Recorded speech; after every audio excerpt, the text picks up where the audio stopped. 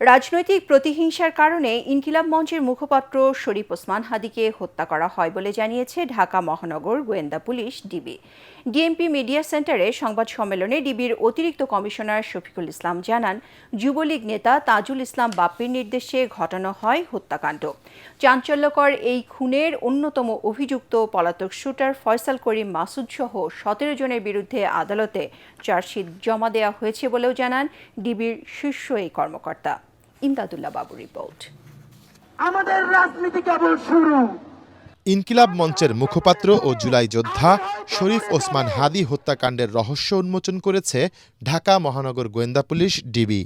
DMP media সেন্টারে এক ব্রিফিংয়ে ডিবির প্রধান শফিকুল ইসলাম দাবি করেন, আওয়ামী লীগ বিরোধী অবস্থান নেয়ায় হাদি দলটির সহযোগী সংগঠন যুবলীগের টার্গেটে পরিণত হন। কার্যক্রম নিষিদ্ধ আওয়ামী লীগ ও নিষিদ্ধ ঘোষিত ছাত্রলীগ সংগঠনের বিগত দিনের কার্যকলাপ সম্পর্কে তিনি সভা সমাবেশ, ইলেকট্রনিক ও সোশ্যাল মিডিয়ায় বিভিন্ন রকম সমালোচনামূলক জোরালো বক্তব্য প্রদান করেন।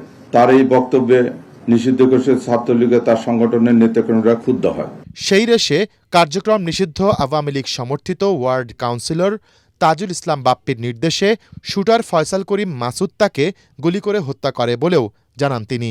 তাজুল ইসলাম চৌধুরী বাপ্পি পল্লবী থানা যুবলীগের সভাপতি ও ঢাকা উত্তর সিটি কর্পোরেশনের ৬ নং ওয়ার্ডের আওয়ামী লীগ মনোনীত নির্বাচিত কাউন্সিলর ছিলেন। রাজনৈতিক প্রতিহিংসার কারণে শরীফ ওসমান হাদি ওরফে ওসমান গনিকে গুলি করে হত্যা করা হয়। সার্বিক তদন্ত সাক্ষ্য প্রমাণে ধৃত আসামিদের স্বীকারোক্তিমূলক জবানবন্দি ফৌজদারি কার্যবিধির ১৬৪ ধারায় রেকর্ড করা হয়। দীর্ঘ প্রায় ১ মাসের তদন্ত শেষে চাঞ্চল্যকর এই হত্যা মামলায় ১৭ জনের সম্পৃক্ততার প্রমাণ পেয়েছে মহানগর গোয়েন্দা পুলিশ। এই কর্মকর্তা বলছেন, আসামি ১২ জনকে এরই মধ্যে গ্রেফতার করা হয়েছে। পলাতকদের ধরতে চলছে অভিযান।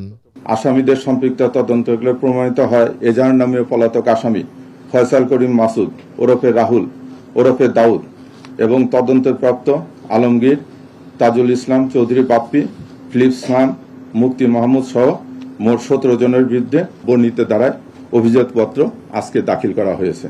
গেল ১২ ডিসেম্বর জুমার নামাজের পর রাজধানীর বিজয়নগরে কালভার্ট রোড এলাকায় মোটরসাইকেলে এসে চলন্ত রিকশায় গুলি করা হয় জুলাই যোদ্ধা শরীফ ওসমান হাদিকে। প্রথমে তাকে ঢাকা মেডিকেল কলেজ হাসপাতালে এবং পরে এভারকেয়ার হাসপাতালে ভর্তি করা হয়।